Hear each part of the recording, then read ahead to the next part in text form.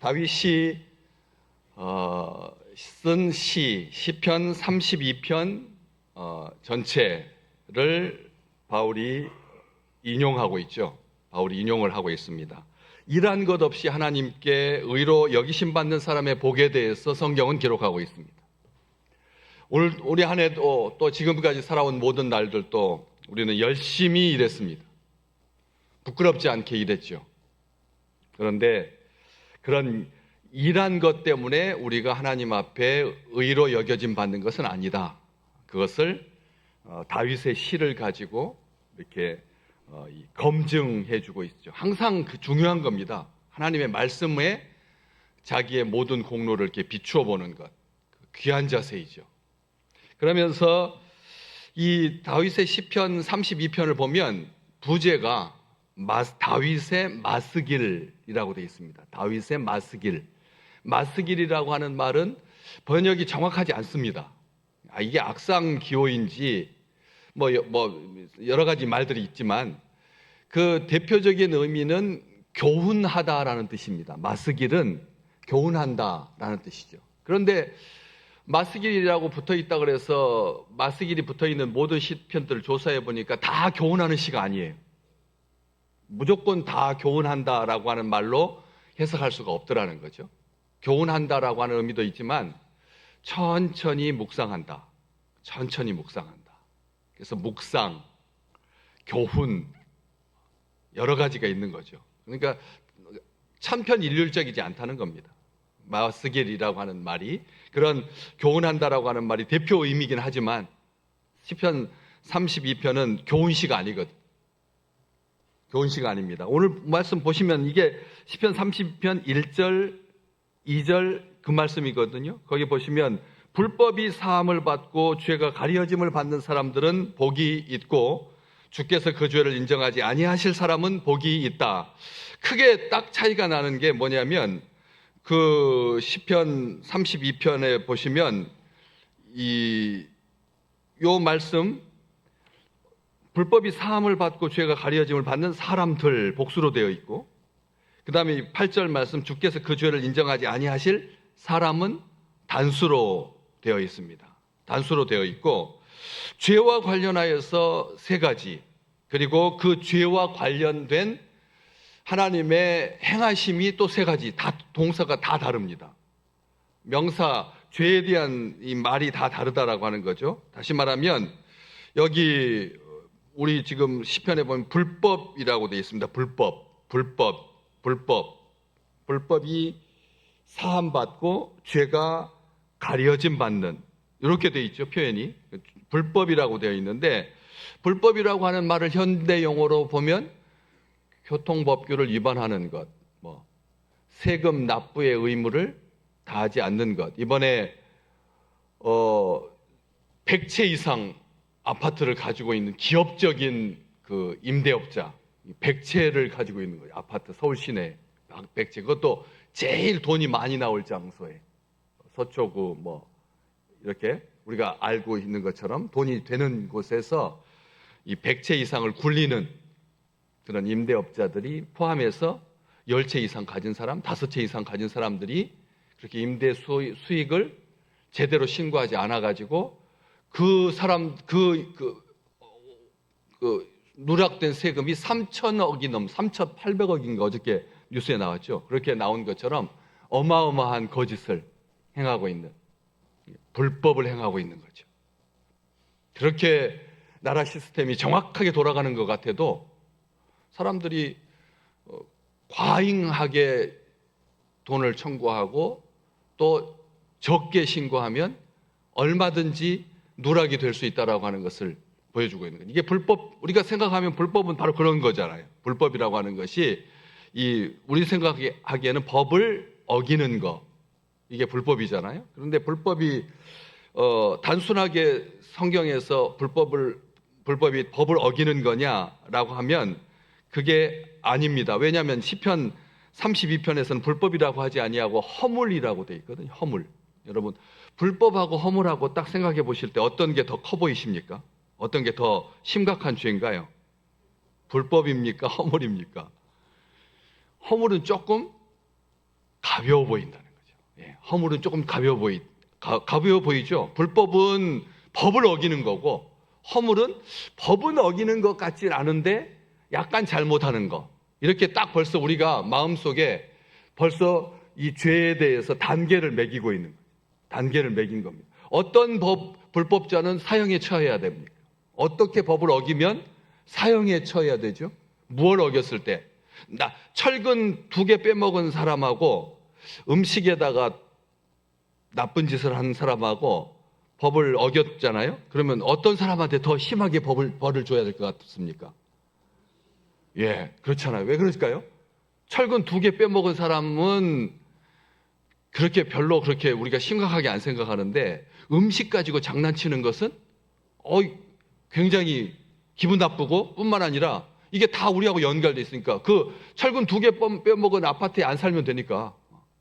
그런데 음식은 온 나라에 다 소통이 되다 보니까 이 사람은 정말 아주 크게 혼내야 될 것 같은 느낌이 든다는 것이죠. 그렇게 우리가 언어 가지고도 얼마든지 이렇게 죄의 경중을 따질 수 있다는 거죠.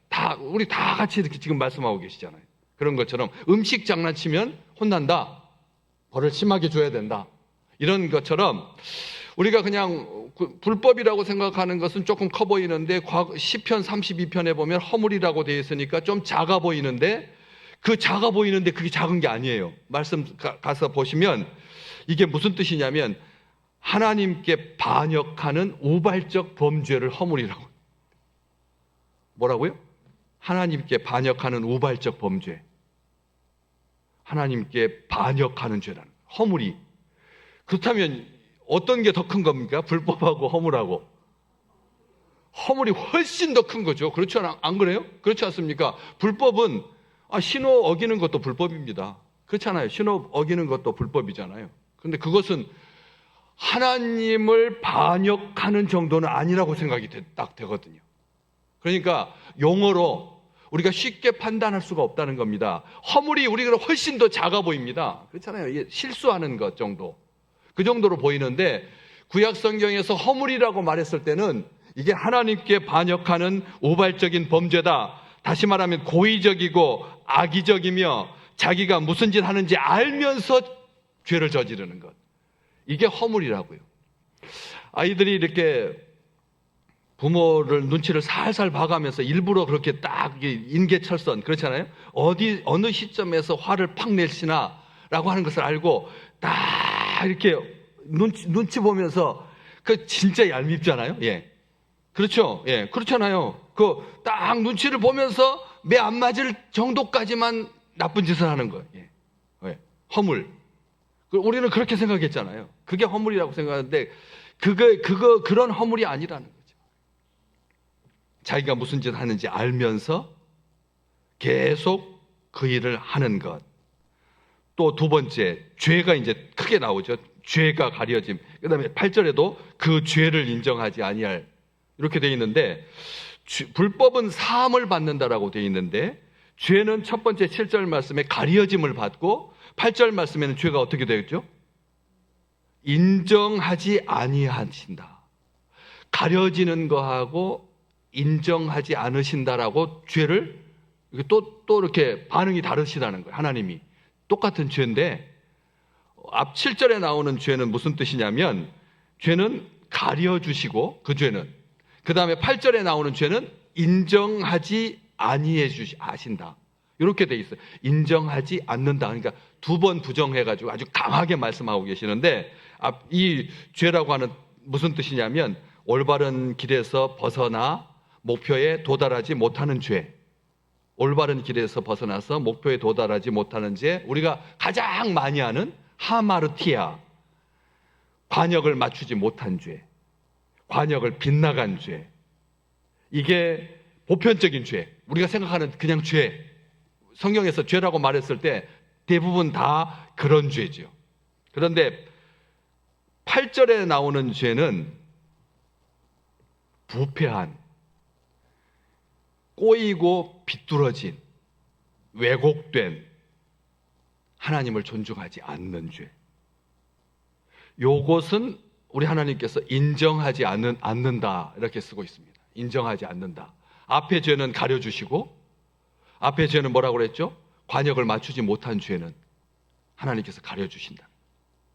관역을 맞추지 못한 것, 목표를 맞추지 못한 것, 빗나간 것, 어긋난 것, 이런 것은 하나님께서 덮어주시고, 그리고 가려주시고, 그리고 그것과 관련해서 전에 지은 죄를 간과하시고, 여기 그렇게 되어 있죠. 3장 25절 말씀해 보면, 로마서 3장 25절에 보면 하나님께서 길이 참으시는 중에 전에 지은 죄를 간과하시고, 이게 죄를 가려주신다라는 뜻입니다. 간과하신다는 뜻입니다. 어제도 우리 첫날 저녁에, 고난주간 저녁에 말씀 나눴던 것처럼 그 죄는 패스오버 하시는, 넘어가 주시는.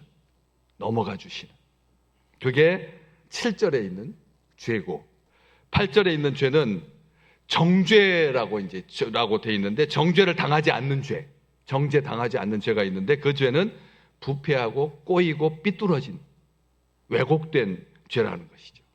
그런 죄는 우리가 생각할 때 아무것도 아닌 것 같아도 하나님을 존중하지 않을 때 그런 죄를 저지르게 되어 있습니다. 그런 죄는 정죄받아 마땅한 죄인데도 하나님께서 그런 죄도 정죄하지 않으신다는 거죠. 여기서 우리는 다시 한번 고난주간 주님의 십자가, 그 보혈의 은총을 바라보면서 분명하게 고백할 수 있습니다. 모든 죄에 대해서 하나님께서 완전한 은혜를 베풀어 주신다는 거예요. 우리가 생각할 때 죄가 크고 작은 죄, 아까 말씀드렸던 것처럼 실수냐 허물이냐 불법이냐, 그런데 알고 봤더니 허물이 하나님께 반역하는 우발적인 범죄다라고 돼 있다. 그런 것처럼 크고 작은 죄는 인간이 생각할 때 크고 작은 죄지, 모든 것은 다 죄라는 거지. 그걸 허물이건 불법이건 상관없이 죄는 죄인 거죠. 그렇기 때문에 그 실수와 허물까지를 포함한, 또 자기가 직접 했느냐 간접적인 죄냐, 이것도 사람이 판단하는 거예요. 직접 아편을 나른 사람이냐, 아니면 그냥 여행객에게 부탁을 해가지고, 그래서 자기도 몰랐다, 나는 그것만 운반해주면 $100 준다고 하니까 조금 위험한 물건인 줄 알았다, 그런 간접적인 죄라고 해서 죄가 아닌 것이 아니다라고 하는 것이죠. 성경은 분명하게 말하고 있습니다. 단독이든 무리지어서 하든 사냥하듯 하든 집단이든 개인이든 죄는 죄라는 겁니다. 그리고 현재든 미래든, 오늘 보시면 죄가 가려짐을 받는이라고 되어 있고, 뒤에 8절 말씀에 죄를 인정하지 아니하실이라고 되어 있고, 현재의 죄든 미래의 죄든 죄는 죄라는 것입니다. 이것을 우리가 인정해야 됩니다.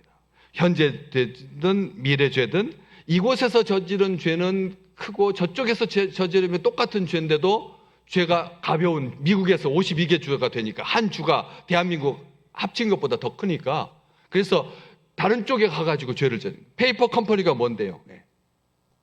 그런 나라에 가서는 아무런 죄가 안 되니까 그쪽으로 가가지고 거기다가 회사를 설립하고 거기에서 죄를 저지르는 그런 게 얼마나 많은데요. 만연되어 있는데, 이곳에서 지은 죄냐 저곳에서 지은 죄냐에 따라서 죄가이기도 하고 아니기도 하는 그런 게 아니다라고 하는 것입니다. 이것도 저것도 아닙니다. 고의든 아니면 계획적이든, 그렇지 않든 우발적이든, 고의냐 우발적이냐 가리지 아니하고, 심지어는 생각으로 멈췄을지라도 그것은 이미 죄인 거죠.